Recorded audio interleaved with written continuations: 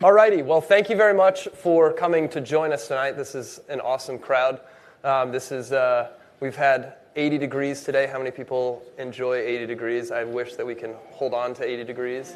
This would be stellar. Not go any hotter. Thank you very much for coming tonight. Before we get started, I want to say a couple of thank yous. Booz Allen is our wonderful host. This place is not beautiful, is it? This is incredible here. We have Sandy and Elise, who's in the back. Yes, there she is. And Munjeet here.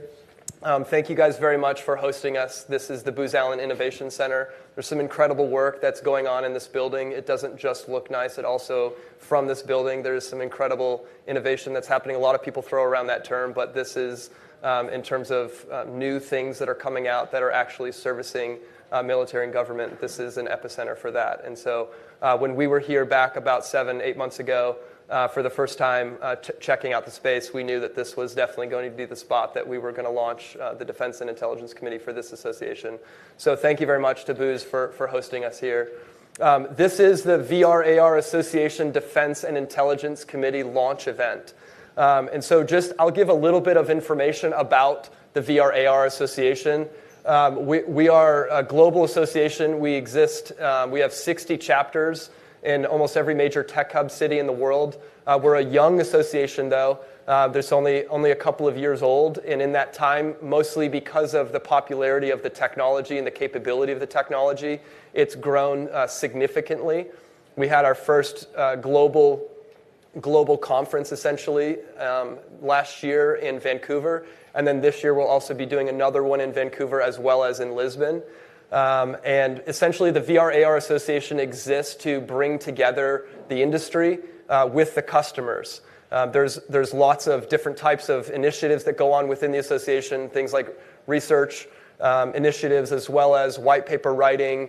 And we're actually also birthing new companies that kind of grow up inside the association, inside the access to design and development capabilities inside the association.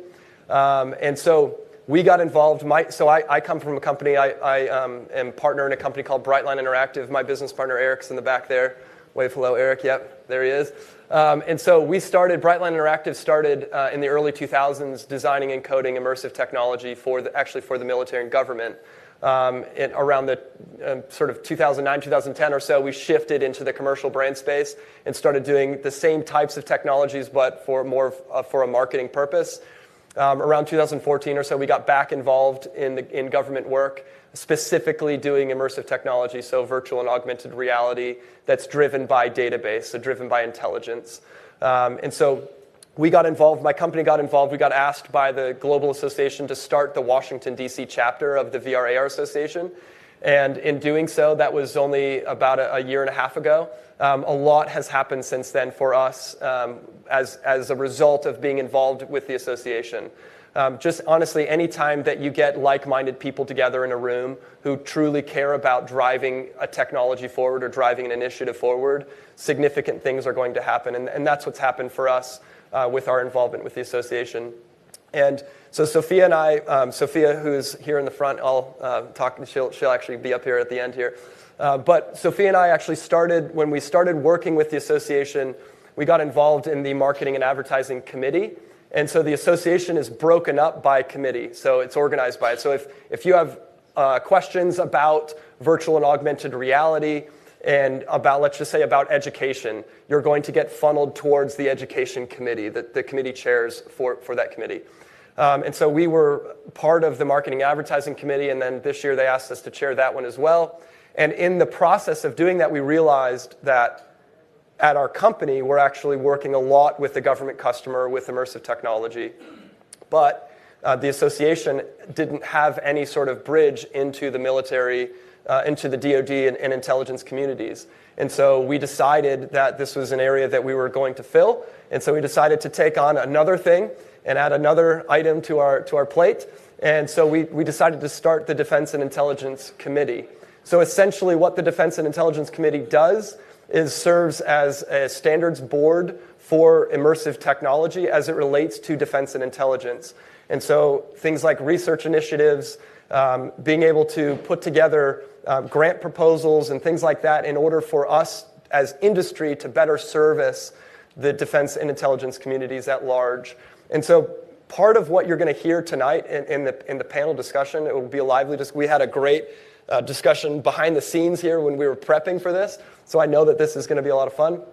And part of what this discussion is aimed to do, because there's so much that we're going to talk about here at a very high level that warrants a significant amount of conversation and beyond, white papers and research initiatives and things like that. And so this committee aims to basically bring that together, give us the ability to produce standards in an industry that is, as we all know, is rapidly changing and rapidly advancing. And so that's why the Defense and Intelligence Committee exists, and we will continue to have events and be a part of other associations and other events that are going on in this community here in DC, as well as at a global scale. One of my favorite things about the VR/AR Association, well, about being chapter presidents, is that we have this bi-monthly phone call where all the chapter presidents get together and on the phone, and we discuss twice a month initiatives that are going on with the global association. And we're a small enough association that we're able to do that still, and it's significant. It creates a significant amount of impact, because we were telling the global association just last week that we were having this event, and we already had interest at a global scale from Norway and in Germany, some other countries who are interested in what we're doing with Defense and Intelligence Committee here in the United States, because again, it's a global association, so it's not just focused on defense and intelligence with the United States, but also at a global scale. So that's a little bit about the Defense and Intelligence Committee and the VR/AR Association. And we're just going to hop right into the panel. I'm really excited to be joined here by our esteemed guests here.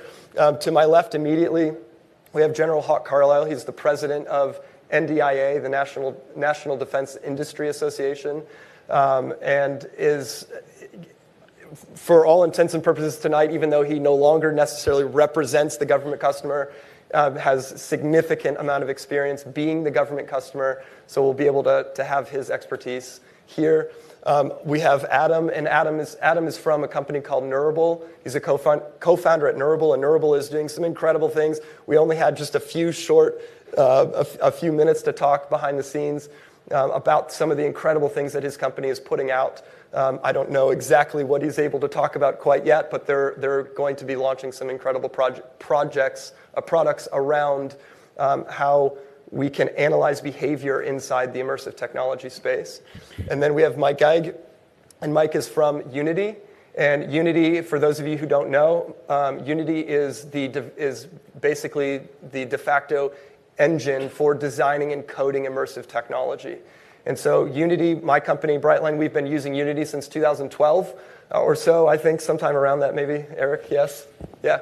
Okay, so 2012, we started using Unity. We switched over from Flash, which lots of you probably have heard of and know about Flash.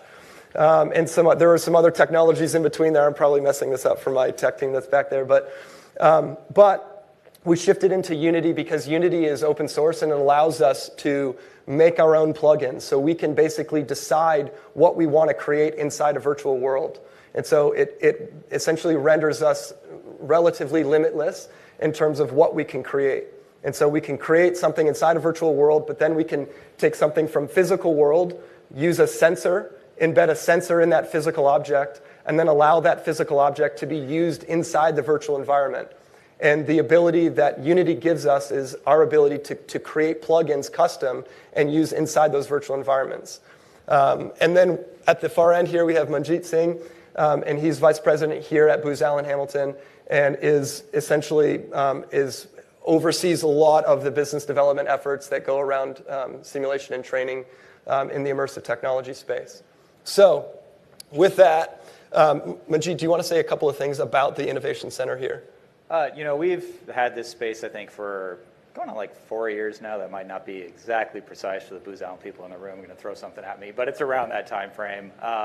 We've hosted a lot of events like this. We hope to host more VR, ARA events here for sure. Definitely more of the Defense Council. I think that'd be awesome. Just some kind of housekeeping items for all you guys. We've got a few demos in the back. A lot of those, I think, are Brightline demos. And then if you actually go down this hallway and to the right, you're going to see a little lab, and we've got some more demos there as well. Some of the demos, examples of what we're going to be talking about today, some of the work we've been doing with clients to give you just some more insight, get you some hands-on. And then most importantly, the bar's back there, but secondly is the restrooms if you keep going all the way there to the right. That was it. Perfect. Thank you.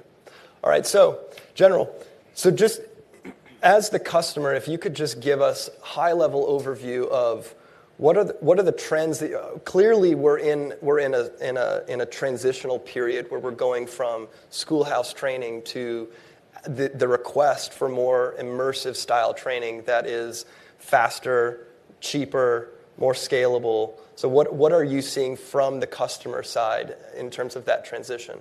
Okay, thanks, Tyler. I appreciate it. It's great to be part of the VR/AR Association. And just to kind of set context, so NDIA, the National Defense Industrial Association, one of our affiliated associations run by Jim Robb, is National Training and Simulation Association. We put on ITSIC December 2nd through the 6th down at Orlando. Great event. We have the person that really runs it, which is Debbie Langelier, is here with us, and Skip Vibert, a huge part of NTSA. So very much into the training and simulation area, mostly through NTSA and the incredible work that Jim and Debbie and Skip and the whole team do.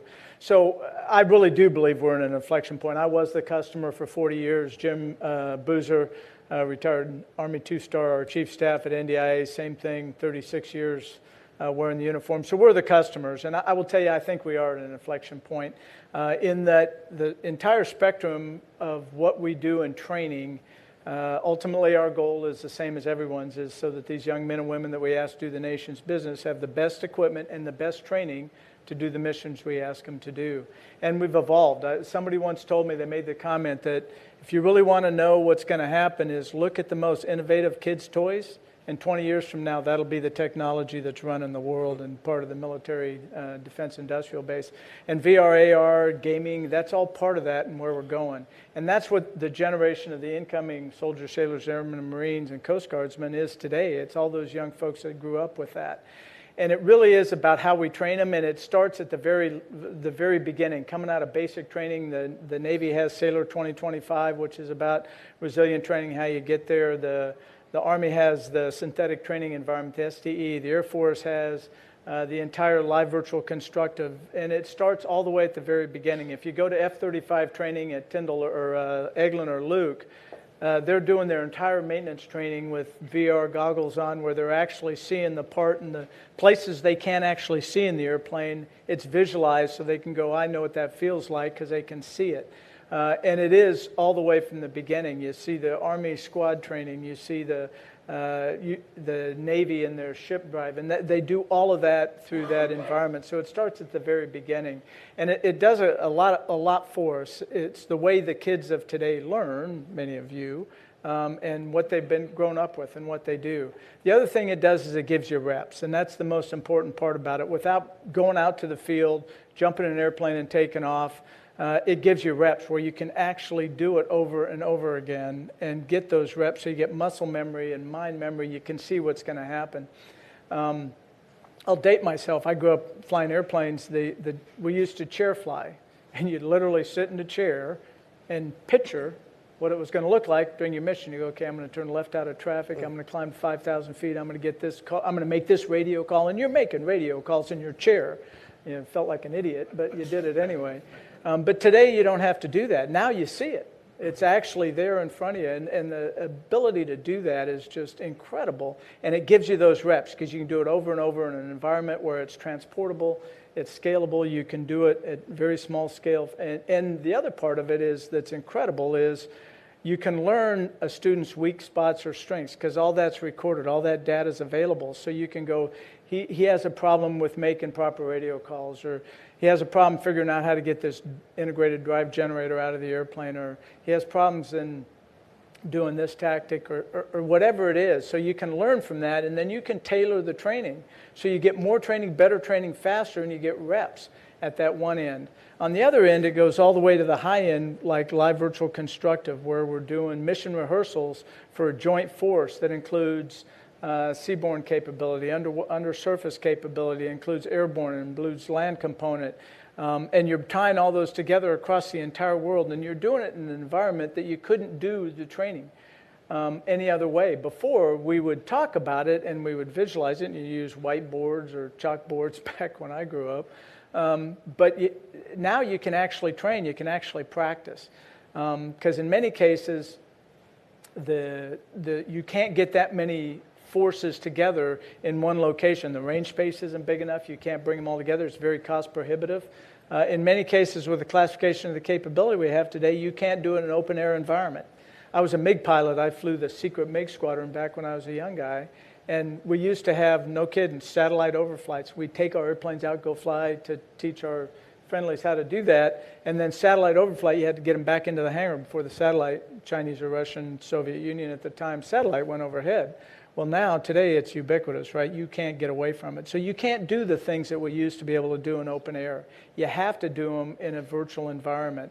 The synthetic training environment that the Army's looking at, the LVC, the slate type environment that the Air Force is looking at, the entire environment has to be able to work in that highly classified area where you couldn't do it open air. And you can bring them together in a cost-affordable way. And the other part is the ability to do live virtual constructive, which is, I think, that's the next capability where you're going to tie live flyers with virtual flyers, and you're going to put the live infantry out in the field with virtual infantry, with a JTAC or a TAC-P doing control and air power that some of it's live, some of it's virtual, and you're bringing it all into the same training environment. So it's across the spectrum, and I really do believe, and I'll end with this because everyone's got a lot to say, but it's where we have to go. We're using taxpayer dollars to train these young men and women, and we owe it to them to give them the best capability we can. And we owe it to the taxpayers to use it to the best of our ability in training with the most cost-effective, highest quality training we can get. And the way to do that is in the simulated live virtual constructive VR, AR environment. And where all you're taking it is the place that we need all of you to be part of it. And I will offer NDIA as a trade association that's incredibly interested in the defense industrial base, NTSA, ITSIC. Those environments are the case where we bring academia and government and industry together to get to the best solutions as we go forward. So it is definitely an inflection point. That's an incredible answer. I really appreciate that. Yeah, so Munjeet, to you then, so the government customer is asking for this. The government customer is now vocalizing at least that training needs to change. And there is, generally speaking, a gap between the capability of the technology and the awareness of that technology with the customer. And so how is currently, right now, how are virtual reality and augmented reality integrating into training systems in terms of how Booz is responding to contracts? And then how can we best be responding to those contracts, both as the bigs and the smalls? Yeah, I mean, I think General Carlyle hit it perfectly, right? There's an inflection point happening. And, I have, at the Booz Allen team, the Immersive team, we have kind of a same set of conversations repeatedly with our clients, similar design patterns, similar trends, and it usually comes down to like three main areas. The first is being able to conduct training in a space that was either cost prohibitive or too dangerous to do in the past. So that's one major trend that we hear a lot about and we talk to our clients about. And that's more, new training opportunities, not existing training as much, but like how can this technology help us explore some of these frontiers? So two examples of that, with the Army, something called the Global Threat Mitigation Program. It's a contract that we're leading. There is a rising threat right now for our service members who are forward deployed of malicious drones, right? People are taking these very cheap drones, putting malicious payloads on them, finding out where our men and women in uniform are congregated or stationed, and trying to plan attacks in these spaces. And so, as a firm, we needed to consider a couple of things, right? Number one, how do we detect these drones? And we have a great capability that Jamie Turbise can talk about later on if you're interested in that, kind of automatically detecting them. But how can you also deter those drones that have a malicious payload? So we started looking into this. Well, there's this great weapon, but it's a directed energy utility called a drone cannon or a drone buster. And so we said, well, this would be a cool thing to kind of, test. Let's see if we can use this as a way of deterring that threat. Well, come to find out that if you fire it up in the continental United States, the FCC gets pretty pissed off because it does some really bad things to the spectrum. And so we said, okay, probably not a good idea to start, firing up a bunch of these. We didn't want to wait till we got outside of CONUS, outside of the continental U.S., to conduct this testing because we have a responsibility to our client. And so we turned to VR for this. We couldn't necessarily dial in the spectrum and, fire up the monitors to try to see what impact it's having on adjacent frequency banks. But what we could do is teach the men and women who are going to be at the forward operating base, at the FOB, how to identify these drones, set the right dial on this weapon, and it's pretty big, by the way, and get the right trajectory on it. And that's something that we wouldn't have been able to do without VR. And so that kind of opened up a whole new realm of possibilities. Our team actually just flew out to Kuwait and conducted hands-on training. We brought a bunch of VR laptops and headsets with us and conducted hands-on training with the soldiers there just a few months ago. It was a really, really awesome exercise. Another example of not so much where it's dangerous, but where it's cost prohibitive is actually in the Air Force space. And it's very similar to the scenario that you were just describing.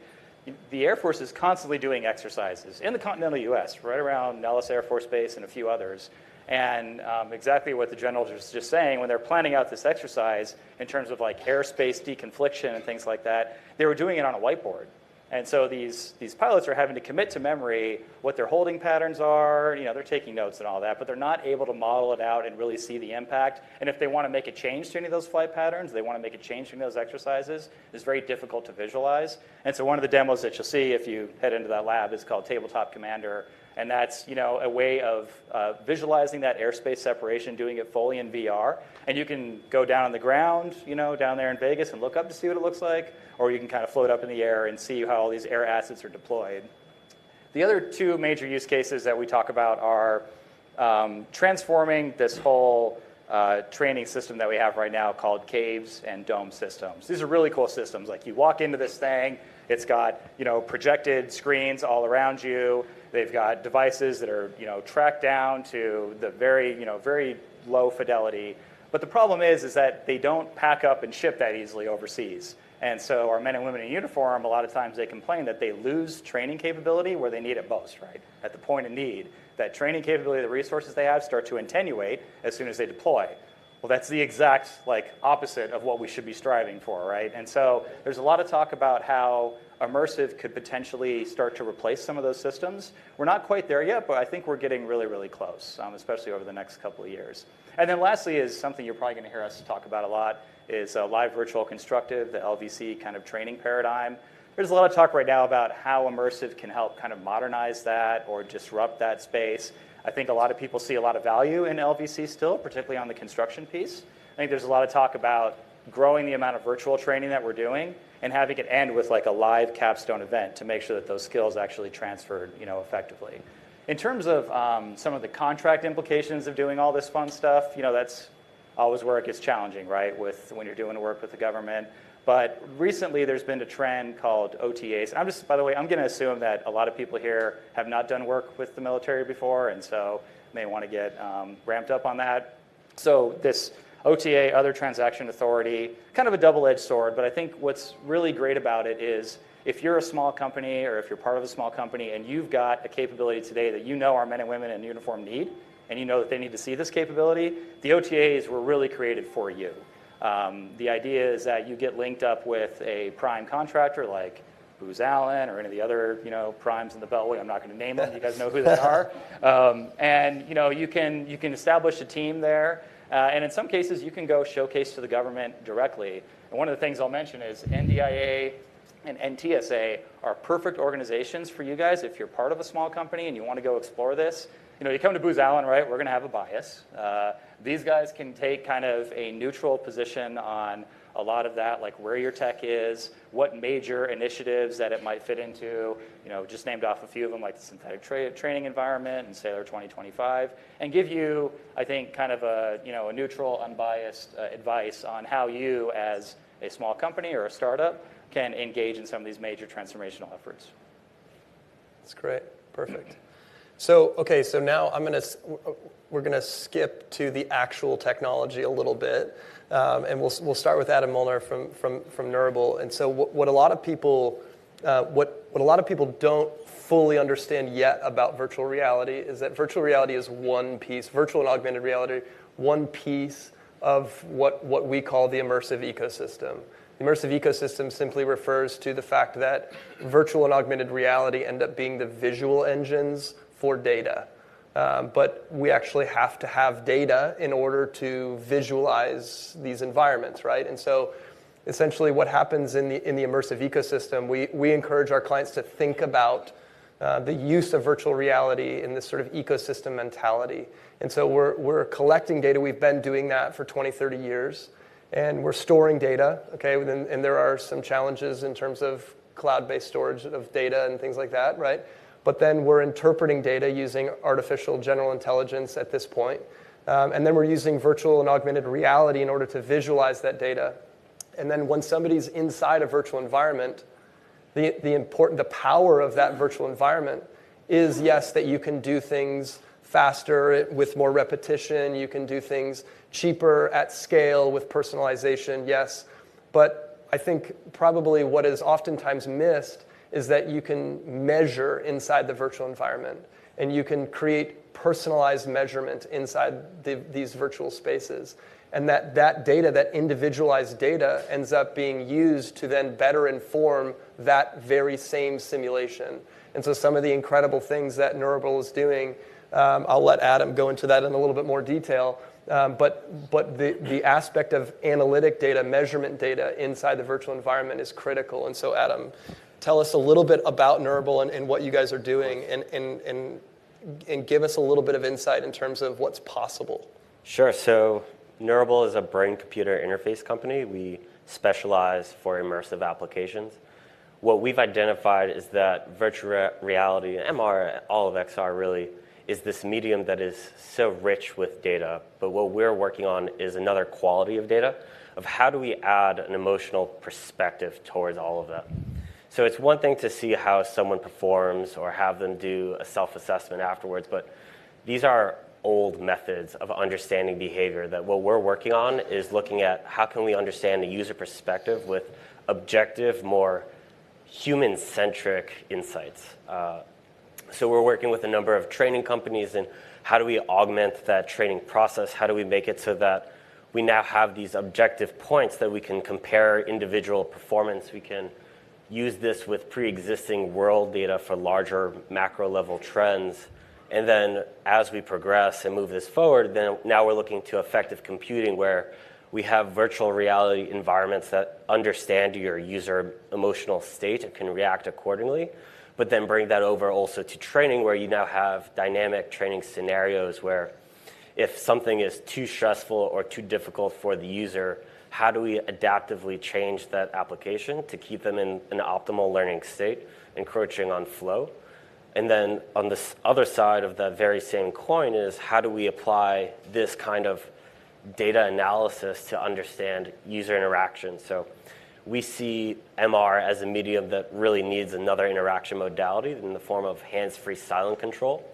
That's where the company got its initial start, being able to pick up a discrete brainwave associated with intent to control VR with your mind, if you will.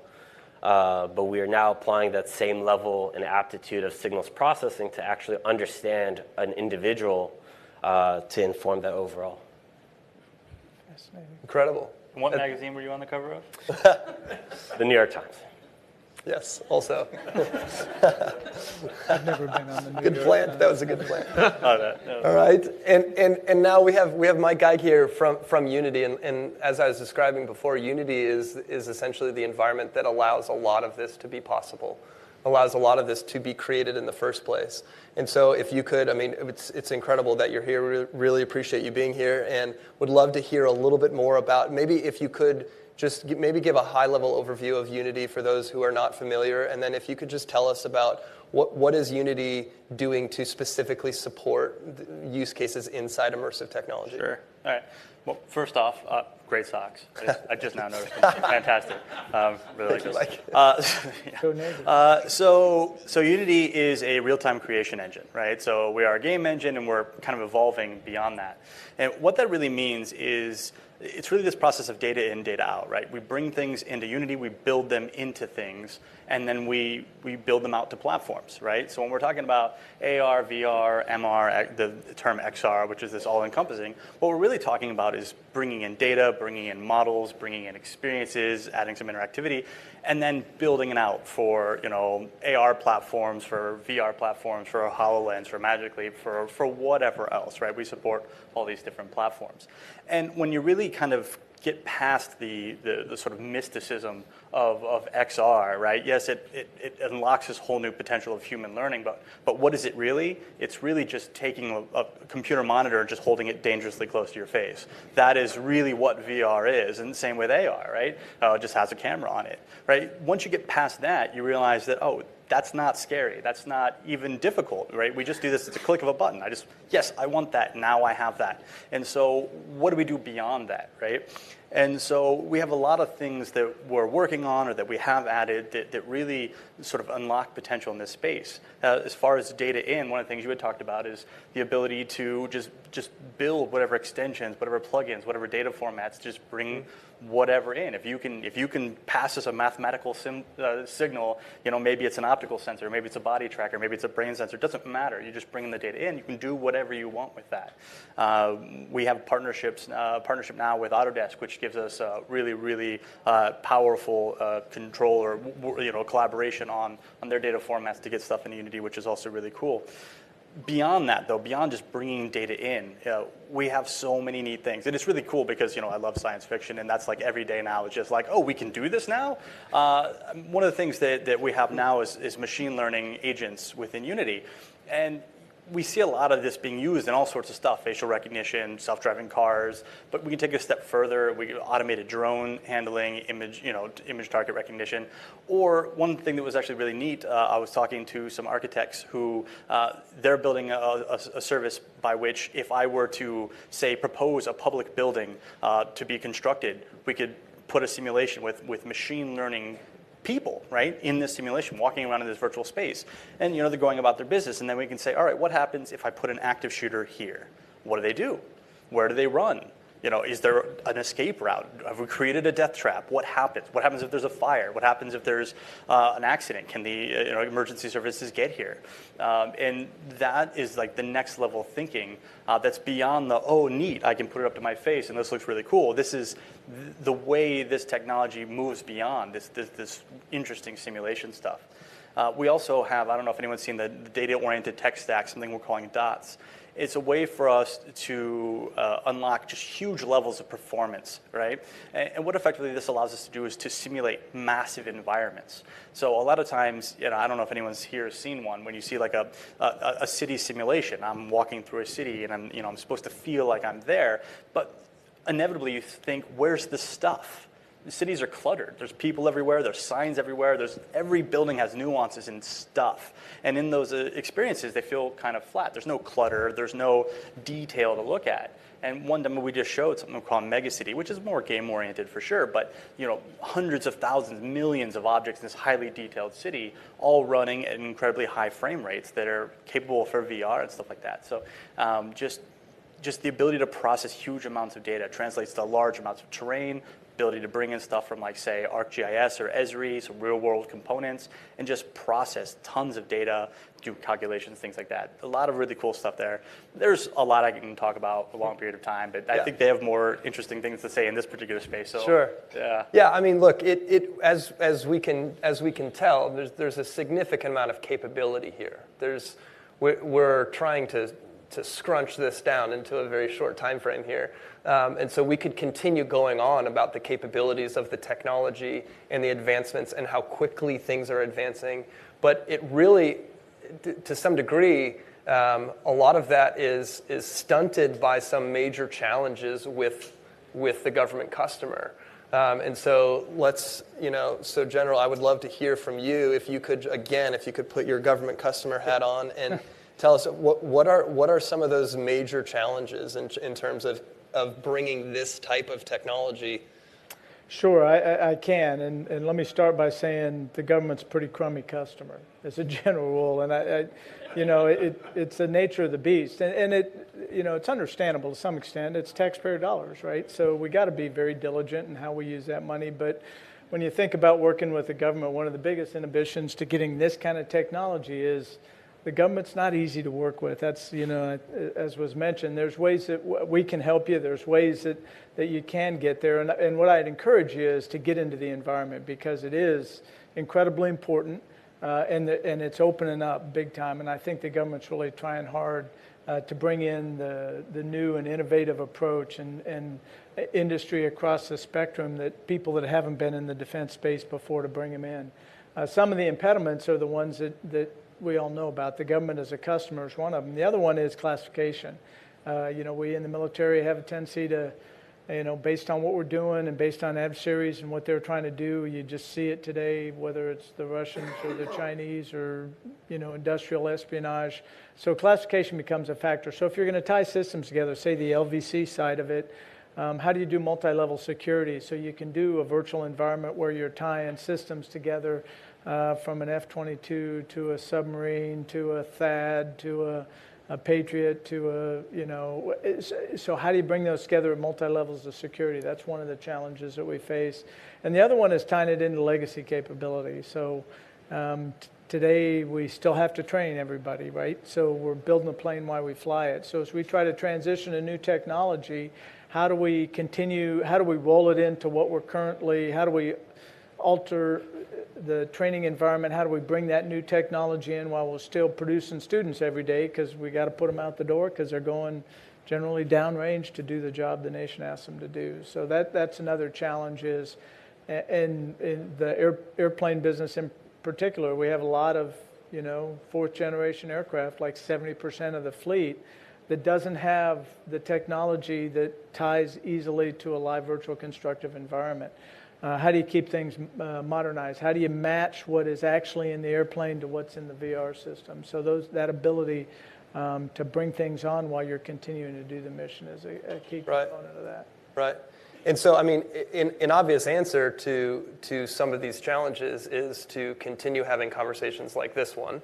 And this is obviously why we're launching the Defense and Intelligence Committee within the VR/AR Association, is to initiate this conversation. But there are ways that, from a contracting standpoint, that some of the small businesses can actually integrate with the government customer that's different than, let's say, 10 years ago, when 10, 15 years ago, when we actually started working with the government customer. A lot of the ways that we actually are able to integrate now are different. And so, Munjeet, I know that OTAs aren't necessarily the favorites of the bigs, but if you could, you know a lot about them, if you could just give an overview of the OTA and why that matters for the small business who has specific capability that can solve some of these challenges.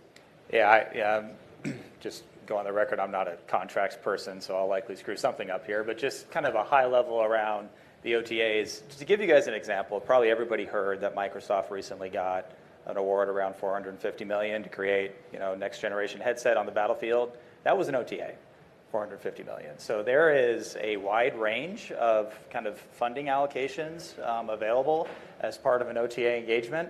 Tyler mentioned it right, that the primes kind of view OTAs, and I said it earlier, as a double-edged sword. It really frees up the government from operating within something called the FAR, which is the rules and regulations that the government is to, issue money to industry in exchange for services to help out that particular agency. Operating outside of the FAR does enable these agencies the ability to be more flexible and to work with some of these companies that are, quote, non-traditionals, meaning not a traditional, government-facing prime. And these are the companies like yours, if you're here, are exactly who they want to get to through that process. Probably the best ways to get engaged, I would take a few different approaches. General Carlyle mentioned a few of these efforts first, but I would get familiar with synthetic training environment out of the Army. quite often called the STI. There are 4 or 5 major efforts that are all OTA based right now. They've been at this for almost like 2 years now, I think. And they're in the process now. It's being shifted down to an organization called PEO STRI, and they're kind of taking stock of what they've learned over the last couple of years, and they, from what I understand, plan on continuing going that OTA route. Another engagement in the Navy side, again, it was mentioned, Sailor 2025. That's where a lot of the transformative kind of next generation training, modeling, and simulation is going to be coming out of the Navy side. The Air Force has got some really interesting engagements. One is called SCARS, and that's really an effort to kind of link all the simulators together, but I think that's really a precursor to some larger major efforts that the Air Force is going to be funding in terms of like next generation simulators.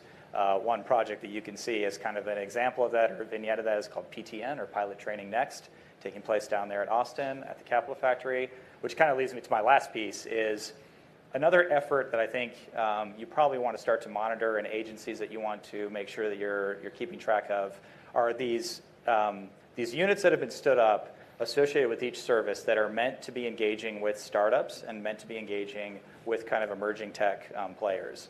And so at the DoD level, it was previously called DIUX, the Defense Innovation Unit Experimental, I think. Now it's just DIU, and they've got people forward deployed at all the hotbeds of innovation. So Austin, Seattle, San Francisco, so on and so forth. Another one is Army Futures Command. They've identified like 7 objectives that they want to work on, all very next generation. If you're a sci-fi nerd, you will just love reading the stuff that they've put out in documentation. And they're very serious about this. They're well funded, and they're about to start moving out pretty aggressively. And then some other organizations on the Air Force side, which are doing some really, really awesome things. AFWorks is one, and AETC are both kind of these innovative units that the Air Force has positioned. And again, the whole intent behind these agencies standing up these organizations, a lot of times they are placed at places like WeWorks or General Assembly or the Capitol Factory down in Austin or 1776 here in DC, with the sole intention of engaging with that level of industry. So that would be my recommendation. For not being a contracts person, that was pretty thorough. That's awesome. That's awesome. Okay, so just really quick before we go to questions, for Adam and Mike, 30 seconds. It doesn't have to be something that you're actually doing, but what are you most excited about in terms of what's coming? Adam, you can go ahead. 30 seconds. Selfless plug. We will very soon have the ability to pipe in emotional data directly into Unity to influence those kind of experiences and also get those kind of measurements. And that's coming very soon, in addition to a new form factor, which is coming later. But both of those things are very, very exciting. Awesome. Cool. Mike?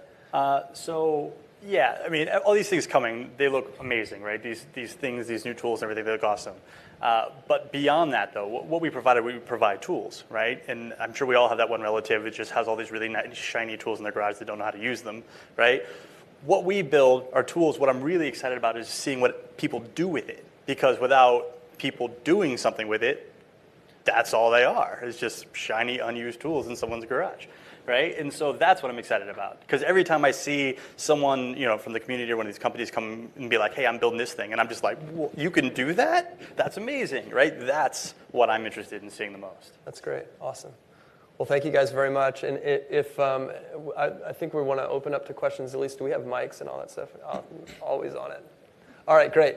Awesome. So questions. Does anyone have any questions? Always the first. There we go. The first one's always the hardest. There we go. Not hard. Not for this guy. So I'm Grant Plaster. I was doing some tech scouting for VR for the Pentagon for the last couple of years. And I think the art of the possible is awesome. And the appetite for VR, AR solutions sounds like it's hovering still around training. Obviously, if we were to do more abstract stuff with data management or minority report kind of stuff, I don't see the imagination in the users asking for that anytime soon. So the question is, how can we as AR/VR Association for Defense Intelligence Community, how can we gin up the appetite among the end users so they can imagine the art of the possible? Does anyone want to take a crack at that? Well, I'll start, I guess. And there's probably some other thoughts. I think it's probably we got to get some of the low-hanging fruit to prove what you're talking about. I mean, I think from the government standpoint and from the user standpoint is, in the training world, training and simulation, we're starting to get there because people are seeing it. I think it's the snowball effect. I think when people see some of it and they go, oh yeah, it's what they said it would. It's doing what they said it would do, and here's how we can use it. Once you get a couple of wins under your belt, and we're not there yet, frankly. We're close. I think Steve's a good example. Sailor 2025 is a good example. Some of the Slate and Scars on the Air Force side, but it hasn't really gotten all the way there yet. I think my belief is that when you get some of that low-hanging fruit and you get some wins, that people are going to go, yeah, there's more opportunity here. And then, it is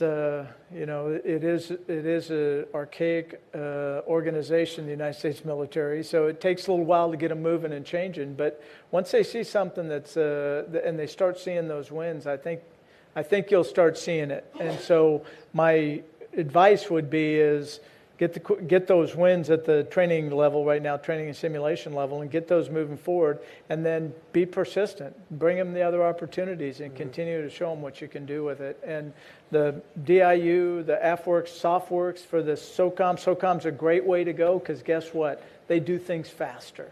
Because they don't have to scale as much. They have money, their own money, they have MFP 11 money. So SoftWorks.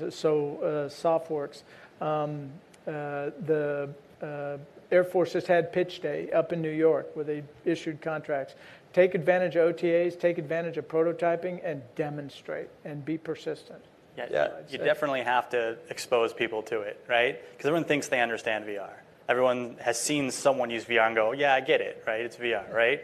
But for anyone who's ever been to the Grand Canyon, the whole time you're on your way there, you're going, I know it's big. It's big. It's just a big canyon, whatever. And then you get there and you go, oh, shit, it's a big canyon, right? So that is what VR is, right? You have to put the headset on or you just don't get it. And I think that's important. And if you haven't, we also have Vario. John, raise your hand. Where are you? There you are in the back. John, our friend John Borwell from Vario, if you haven't tried this is the VR1. It's brand new. And if you haven't tried head-mounted display, virtual reality, I invite you to try the Vario VR1. And then again, obviously, Booz in here, there are several different HTC Vive setups as well. And so if, most of the time, I mean, my favorite thing to do in this world, in the virtual reality world, is to show people virtual reality for the first time.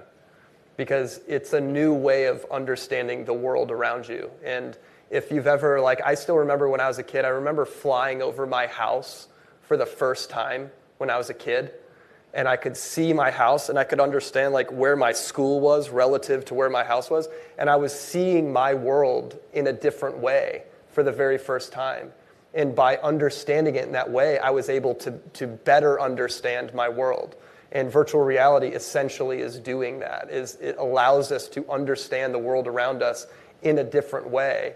And in order for people to arrive at our understanding of that impact, we have to show them what this is. And so these guys said it the best. Does anyone else have any questions? Yeah, go ahead. What is the state of reality capture into a 3D engine? So last I looked at it, you could use photogrammetry to generate a fairly good representation of a 3D environment, but you still had, the 3D artist still had to get in there and tweak and change the vertices, et cetera, before it was fully consumable. So has that changed? Because if that technology becomes more or less perfect, then that solves the question of how do you bring in a real environment into a game engine, which can be, as you know, a very time-consuming process if a 3D artist has to work on it. Sure. So as it stands right now, you're absolutely correct, right? So photogrammetry, photometry, however you want to bring your data in, most of the effort that's put into cleaning it up and doing stuff with it is really just an effort of performance, right? Because you don't necessarily have to do those things. You do those things so you can have fewer textures and fewer meshes and make them last longer, because performance is always an issue. There are a lot of tools going into 3D engines broadly nowadays to make that process simpler. There's a lot of stuff Unity is doing to make that stuff faster and simpler. But the fact of the matter is for now, still, effort has to go into it. If you need it to be a flawless one-to-one parity, then yes, it takes time. Really, where we're seeing a lot of people both make money and also save time is with the creation of those actual real-world one-to-one elements and the consumption of those actual real-world one-to-one elements through vendors and things like that, so that not everyone has to spend all this time. One person can spend all this time and make a living off of selling that to the other people who need that data. Yeah. What else?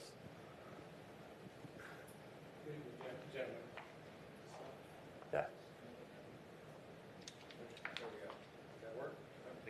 We can hear you, Gabe. Next one. Okay, there we go. There you go. Wealth of experience up here. General, so in your experience, you talk about the requirement for the military, and we have industry trying to meet that requirement.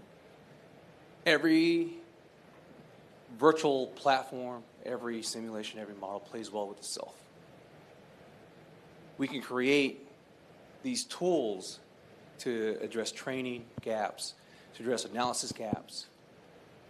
But when I look at the full funded requirement and the enterprise level of modeling and simulation, keeping this within defense and intelligence, do you see, or how do you see, interoperability? Because we can spend loads of money developing these tools. We have a framework that's almost plug and play. We have an understanding or a future understanding of how to train and understand the experience of that trainee, that student. And we have a developer that can start to sync what the government is saying. But what is the underlying notion where, we speak LVC, which is the future, live virtual constructive, but from my experience, I see government looking at a deeper problem, and it relates to data interoperability, because we can get into the question of how do we render within an environment.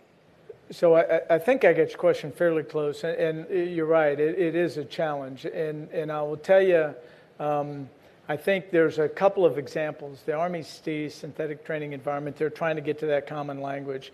The other thing that for the Navy and Air Force in particular is there's the Virtual Warfare Center Fallon and Virtual Warfare Center Nellis, both in Las Vegas, trying to build that LVC environment that can use the Nellis ranges combined with the VWC at Nellis and the VWC at Fallon to do that joint training environment. We're going to try to bring the Army STE into that as well.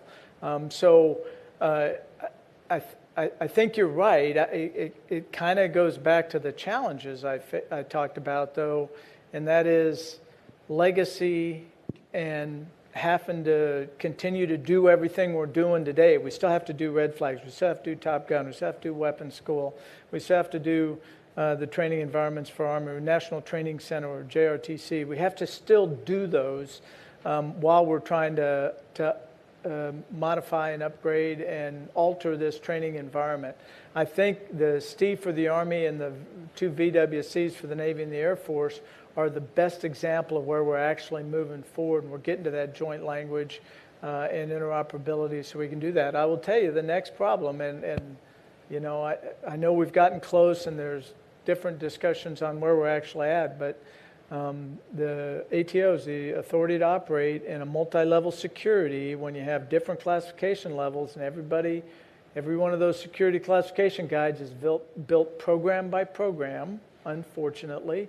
So the F-35 radar and the F-22 radar are individual security classification programs. And so you have to figure out how you're going to meet both of those, and that's a challenge. And I couldn't agree with you more. We've got to figure out how to do that. We've got to get to MLS, and we've got to figure out how to do that in an environment that we still secure that data. So, I mean, it's the fourth pillar of in the NIST 800, and what we're going to do with the fourth pillar, deliver uncompromised. Training and simulation is going to be in that same environment. So you still have to figure out how to do that, and that's going to be the challenge. I think you hit it perfectly, and like you said at the very start, right, we're at this inflection point. To me, this is a perfect example, because today we use something called DIS and HLA, right? That links a lot of our simulators together, that helps facilitate some degree of interoperability. Well, you talk to like the deep VR geeks with propellers on their head, and they'll tell you that DIS and HLA need some updates to be able to maintain and continue to carry that level of fidelity. And so we've got kind of DIS HLA powering today's workloads. We're trying to figure out how to shoehorn VR in there, without breaking it, because it is the foundation of our simulation capability. Completely separate from that, though, we actually hosted a general of Army TRADOC, the training doctrine, in this room over here. And we were showing him tabletop commanders. We were talking about the potentials for a ground domain version of that. It's an air domain today.